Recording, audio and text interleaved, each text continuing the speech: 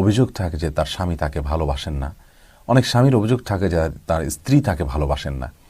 স্বামী স্ত্রীর পারস্পরিক ভালোবাসা, সম্প্রীতি, মোহাব্বত এটা বৃদ্ধি করার জন্য কোরআন এবং সুন্নাহ থেকে নির্দেশিত কোনো আমলের কথা প্রায় আমরা জানতে চাই। এ বিষয়ে আজ আমরা পরামর্শমূলক কয়েকটি আমলের কথা বলবো।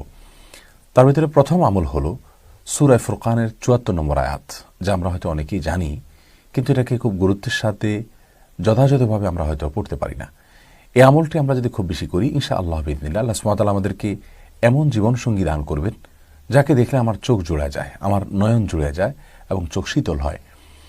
আর সূরা ফুরকানের ৭৪ নম্বর আয়াতের যে অংশটুকু তেলাওয়াত করতে হবে তা হলো রব্বানা হাব লানা মিন আজওয়াজিনা ওয়া যুররিয়াতিনা কুররাতা আয়ুন ওয়াজআলনা লিল মুত্তাকিনা ইমামা।